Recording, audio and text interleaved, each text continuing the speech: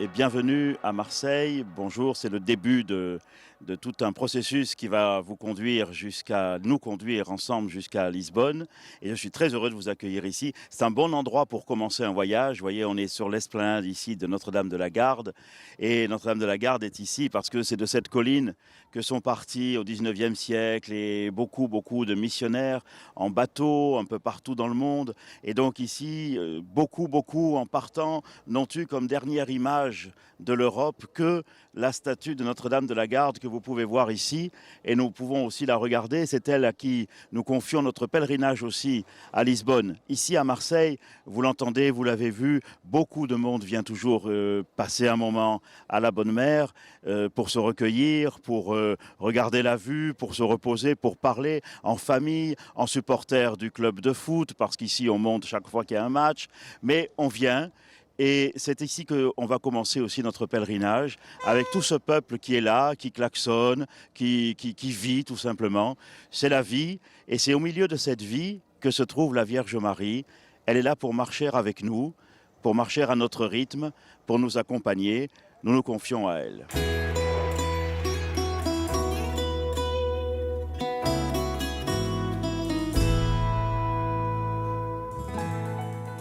Voilà, chers amis, nous voici à l'intérieur maintenant de cette basilique de Notre-Dame de la Garde. Vous l'avez vu, la basilique est sur la colline, elle est comme un phare. Où qu'on soit à Marseille, on la voit. Dès qu'on arrive à Marseille, on la regarde. Elle regarde vers la mer, elle regarde vers la ville. Et ici, maintenant, nous sommes entrés dans la basilique. C'est une petite basilique, c'est pas très grand. Il y a la crypte dessous. Et puis ici, donc, la basilique. Et vous voyez derrière moi la statue de Notre-Dame de la Garde. Vous la voyez là. Et cette statue qui représente celle qu'on appelle ici la Bonne Mère. Alors on voit bien sûr la statue qui est sur le clocher, c'est celle qu'on voit de loin, mais à l'intérieur c'est devant celle-ci qu'on vient se recueillir et prier. Et vous voyez derrière la statue, en haut là, il y a un médaillon avec un bateau qui a l'air en difficulté sur une mer agitée. Et depuis le début, ça fait 800 ans que les Marseillais viennent prier ici. Ça avait commencé avec Maître Pierre, qui était un ermite qui s'était mis ici, il y avait une petite chapelle. Et donc depuis ce temps-là, cette Vierge de la Garde, cette Notre-Dame, cette Vierge Marie, à la fois regarde vers les Marseillais, vers les habitants de cette ville, et aussi vers la mer. Et comme beaucoup sont en mer, la basilique ici est beaucoup orientée vers la protection que la Vierge Marie exerce très concrètement sur ceux qui sont en mer et en particulier en difficulté. Et c'est pour ça qu'il y a ce médaillon qui est au-dessus de la statue. Et tout à l'heure, peut-être, vous verrez les ex-voto, les bateaux. Il y a ici quelque chose qui nous rappelle qu'on se tourne vers la Vierge Marie parce qu'on sait qu'on peut trouver en elle une protection. Vous le verrez, beaucoup de marins, de pêcheurs, ils ne sont pas forcément allés très loin, mais la Méditerranée, elle a des tempêtes que Saint Paul connaît, et ça peut faire des naufrages. Et beaucoup ont eu, à un moment donné, cette difficulté en mer, se sont tournés vers elle, et après, eh bien, on te fait un signe de reconnaissance à travers une image, à travers ce qu'on appelle un ex-voto. C'est comme une petite icône, si vous voulez, c'est une petite peinture, parfois très naïve, très simple. Mais on n'a pas besoin de faire une œuvre d'art pour dire merci. Mais on a besoin quand même de l'écrire, ou bien de le dessiner, ou bien de le montrer. Et donc, tout le monde peut le faire, même des enfants peuvent le faire, des jeunes peuvent le faire. On dessine quelque chose qui évoque une situation dans laquelle on a invoqué la Vierge Marie et où elle s'est montrée pour nous très concrètement protectrice. Et de tous les gens qui viennent ici à Notre-Dame de la Garde, il y en a beaucoup qui n'ont pas été en mer, où ce n'est pas la question d'un naufrage, ce n'est pas une question simplement maritime, mais c'est une question que dans la vie, des fois, il y a des situations où on fait naufrage, où on ne voit plus très bien, où tout s'agite autour de nous, où la barque elle-même ne tient plus trop, ou bien elle prend l'eau, et ça, c'est des situations de nos vies. Et l'une des premières façons dont le peuple chrétien a compris, célébrer, vénérer la Vierge Marie, c'est qu'elle est protectrice. Il y a une autre façon dont souvent ici des gens d'ailleurs viennent l'exprimer à leur manière, c'est qu'elle est consolatrice. C'est que quand dans ta vie il t'arrive quelque chose, des fois heureux, mais justement tu as besoin quand même de le dire, et puis aussi malheureux. Alors à Marseille, on a cette habitude, qu'on soit d'ailleurs chrétien ou éloigné du christianisme, quand quelque chose d'important survient dans notre vie, dans notre existence, alors on monte à la bonne mère. Et en montant, même si on ne connaît pas les prières, petit à petit, d'abord parce que ça monte, on parle moins. Chez nous, c'est mieux. Et comme on parle moins, on réfléchit plus. Et du coup, il y a la montée permet l'intériorité. Et même si on n'a pas les mots pour dire la prière, on sait qu'il y a là-haut un espace de consolation. Je peux vous dire qu'il y a, pas ici mais dans la crypte, il y a un prêtre qui se trouve là, ou deux prêtres des fois, continuellement, du matin au soir. Et je peux vous dire que ça ne désemplit pas. Que les gens ont besoin de parler, de rencontrer quelqu'un avec qui ils puissent faire part de ce qui leur arrive dans leur vie. Et la Vierge Marie, elle est cette figure de consolation, figure de protection et figure de consolation. Si vous regardez bien, et si un jour vous avez le bonheur de venir à Marseille, vous verrez qu'on vient ici toute religion confondue, toute conviction confondue. C'est pas ça qui est premier. Ce qui est premier, c'est qu'on sent bien qu'il y a dans la vie quelque chose qui nous dépasse. À Marseille, on le sait d'autant mieux qu'on a la mer en face de nous et que la mer, ça nous dépasse. Et ce lieu est un lieu où cette dimension de l'homme, de tout homme, que d'être habité par quelque chose qui le dépasse, c'est un lieu où ici ça peut s'exprimer. Et cette fonction consolatrice de la Vierge Marie est très importante. On dit, et vous le découvrirez puisque vous allez jusqu'à Lisbonne et qu'il y aura d'autres étapes et que ceci n'est que la première vidéo, vous le découvrirez, on dit, la foi chrétienne dit de Marie qu'elle est à la fois la mère de l'Église, la mère de tous les humains, et on comprend bien pourquoi, protectrice, consolatrice, vigilante, présente, et on dit aussi qu'elle est la mère de Dieu. Et ça, c'est la foi qui le dit. C'est assez difficile à comprendre, et d'ailleurs on n'a pas forcément besoin de tout comprendre, mais ce qu'on veut dire par là, c'est que le Dieu auquel nous croyons, le Dieu qui nous a créés sans nous, ne veut pas nous sauver sans nous, qu'il a besoin de nous. Et de fait, pour se révéler à nous à travers son Fils Jésus, que la Vierge Marie présente, vous avez vu que ce soit la statue de dehors ou celle-ci de dedans, elle est là pour montrer son Fils. Et ce Fils, il fallait bien qu'il naisse, il fallait bien qu'il ait une mère, il fallait bien qu'il ait un foyer, une famille. Et donc, Marie est à la fois, bien sûr, la mère de tout le monde, protectrice et consolatrice, et elle est aussi la mère du Fils de Dieu. Elle seule avec Dieu peut dire « celui-là c'est mon fils, celui-là c'est mon fils ». Pas de la même façon que Dieu, mais aussi elle peut le dire.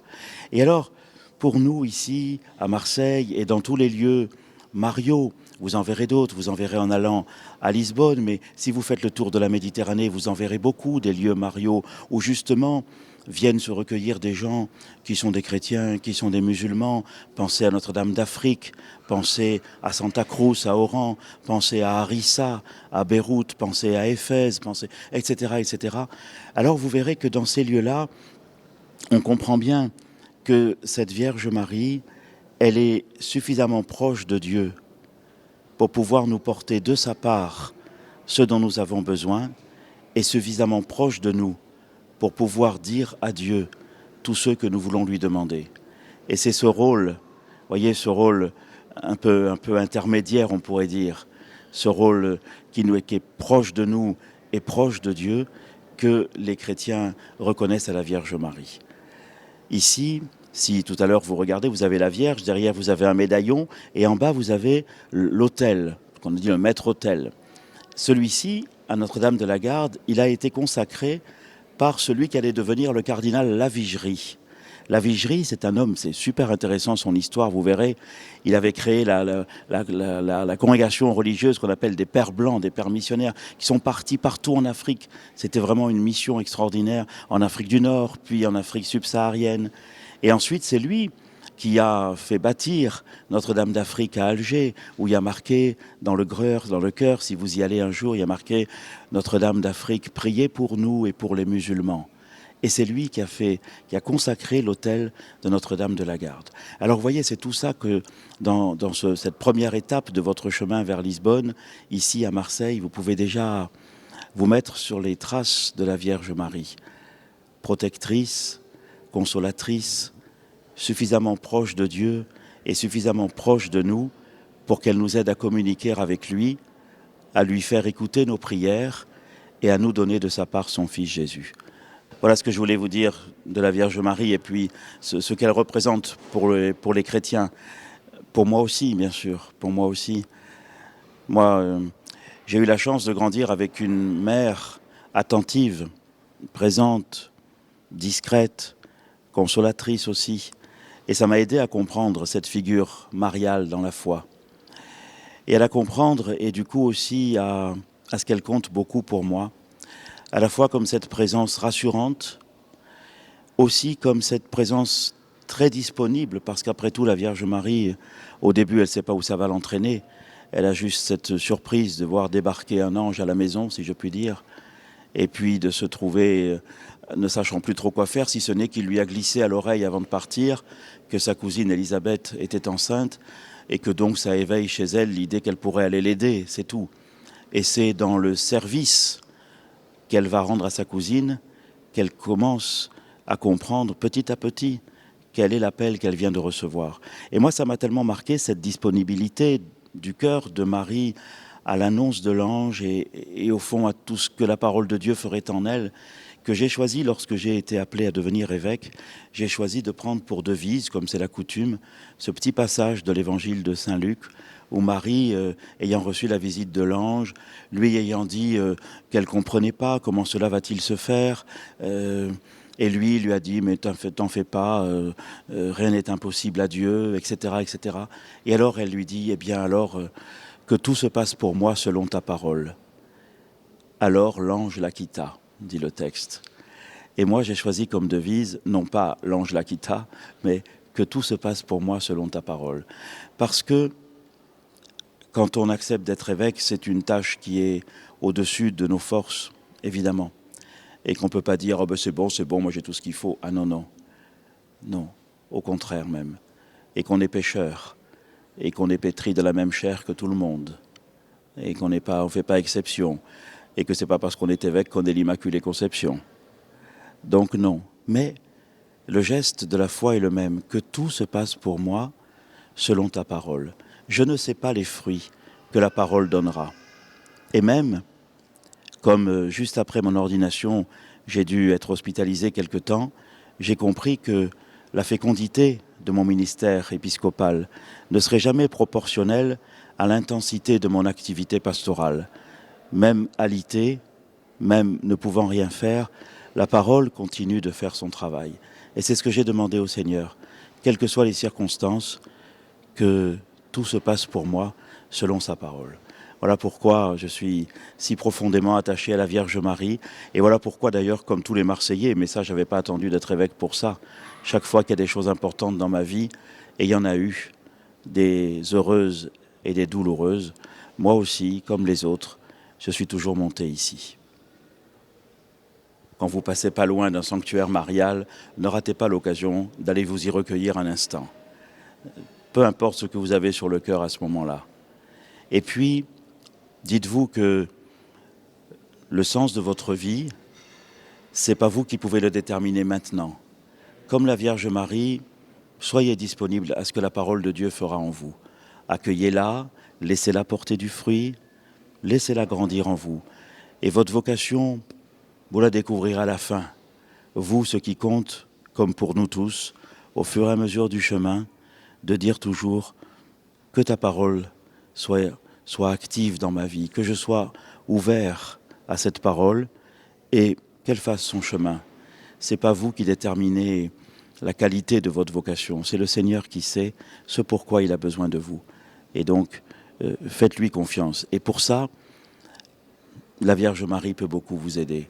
Et plus vous êtes proche d'elle, et plus ce vœu que la parole de Dieu donne du fruit en vous, comme le Verbe s'est fait chair en elle, et plus cela se réalisera. Le Verbe s'est fait chair, c'est quand même extraordinaire. Ça aussi, mais j'espère que les autres conférences qui suivront pourront développer cela. Le Verbe s'est fait chair, c'est extraordinaire. C'est extraordinaire. Alors, on va terminer, si vous le voulez bien, en nous tournant vers la Vierge Marie. On peut lui dire simplement ces mots que le peuple de Dieu dit tout le temps. Hein. À chaque fois, je vous salue Marie. On peut le dire ensemble en se tournant vers elle et en lui demandant de nous protéger tous, de veiller sur nous, protectrice, consolatrice, et aussi de nous donner cette force de l'espérance qui a été la sienne. Vous verrez, si vous regardez sa vie, elle n'a pas beaucoup eu de points de consolation dans sa vie. Parce que le petit, il a grandi, mais le petit, il restait à la maison. Et quand est-ce qu'il va démarrer et tout ce qu'on m'a dit, est-ce que j'ai pas rêvé? Et puis il y a les noces de Cana. Et puis après, du coup, il y a ce ministère, mais ce ministère qui attire des foules, mais très vite est incompris. Et puis elle, on ne sait pas vraiment quelle est sa place, mais elle est là, elle le suit, elle invite, elle est avec les disciples, elle est avec eux, proche d'eux, et à la croix, elle est là, même quand eux ne sont plus là. Donc sa vie n'a pas été une vie de consolation, mais ça a été une vie de profonde espérance. Ce que l'ange lui avait dit, elle y a cru jusqu'au bout, en dépit des apparences, et même quand son fils est mort. Et donc ça, c'est pour nous une leçon de vie. Ça veut dire que fais confiance à la parole de Dieu, fais confiance à la Vierge Marie, et confiance en la parole de Jésus. Et sur le chemin de ta vie, quelles que soient les embûches, et quel que soit le manque de consolation, garde l'espérance. C'est cette prière que nous allons faire ensemble, si vous le voulez bien, à la Vierge Marie. Je vous salue Marie, pleine de grâce. Le Seigneur est avec vous.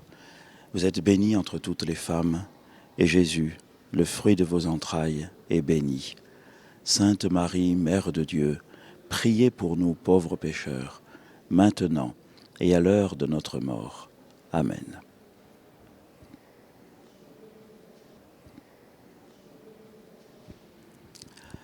Que le Seigneur vous accompagne sur cette route de Lisbonne, qu'il vous accompagne sur la route de votre vie et qu'il vous donne chaque jour la grâce dont vous avez besoin et que la Vierge Marie, de sa part, en lui confiant à lui vos prières et en vous confiant à lui, que la Vierge Marie vous aide à grandir dans la foi et dans l'espérance.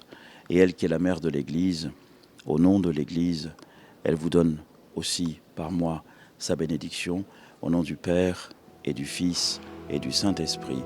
Amen.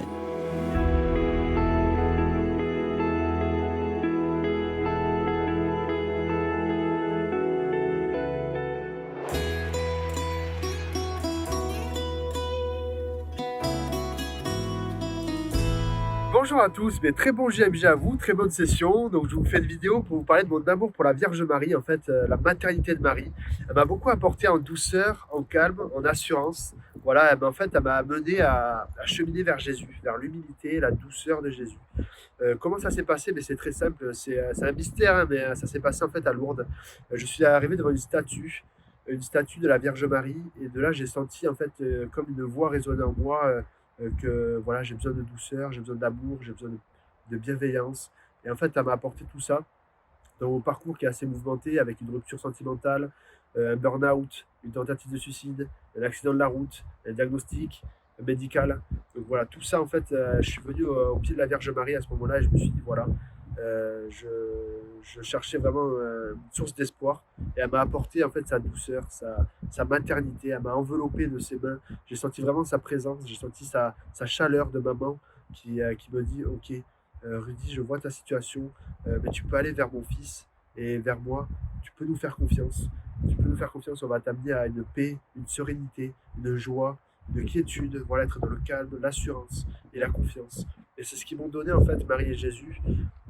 Aujourd'hui, Marie, je suis très reconnaissant envers Marie parce elle m'a amené à Jésus, qui pour moi est quand même l'essentiel. Jésus, c'est vraiment lui qui est mort sur la croix pour nous laver de nos péchés, pour nous purifier. Et d'ailleurs, je crois vraiment que je déclare hein, que c'est mon Seigneur et Sauveur. Euh, je, je crois vraiment que Dieu l'a ressuscité entre les morts et qu'il est venu nous sauver.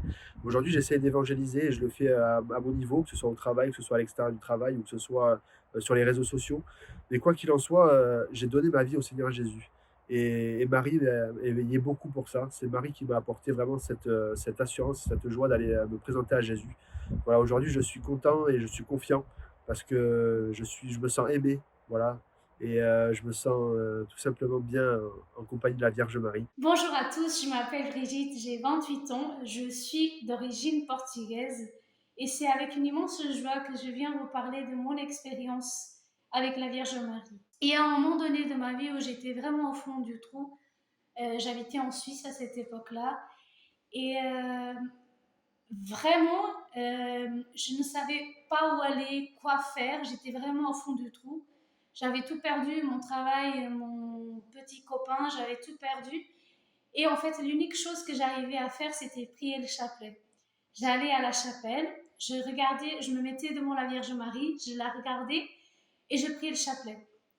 Sincèrement, je sais pas pourquoi je faisais ça, mais c'est comme si cette prière elle soulageait mon cœur. Il y a un moment très important, c'était vraiment ma conversion dans l'Église catholique où j'ai vraiment pu rencontrer le Seigneur et faire mon expérience avec lui. Et c'est là que la Vierge Marie a joué un rôle très important parce que dans un moment où j'étais vraiment pas bien, quelqu'un a fait la prière des frères pour moi. Et à ce moment-là, cette personne avait l'image en fait de la Vierge Marie qui me tendait la main. Et c'est ce sentiment-là, en fait, chaque fois que j'allais à la chapelle, j'avais ce sentiment-là, que même si j'étais un peu éloignée de la Vierge Marie, elle me tendait en fait, tout le temps sa main et que je pouvais vraiment compter sur elle. Alors pour moi, c'était vraiment un moment très profond où j'ai vraiment pu relier en fait cette relation entre mère et fille qui avait été perdue par mes mauvaises expériences. Et les fruits que je tiens, en fait, que je peux retenir de cette expérience, c'est vraiment que le Seigneur, à travers sa mère, nous facilite un peu le chemin, si on peut dire ça, que Marie est vraiment cette mère qui est toujours prête à nous accueillir. Et c'est ce que je vous souhaite, que vous puissiez faire aussi cette expérience avec cette maman du ciel qui nous aime vraiment. Et bien sûr, je vous attends au Portugal pour les GMJ. Au revoir!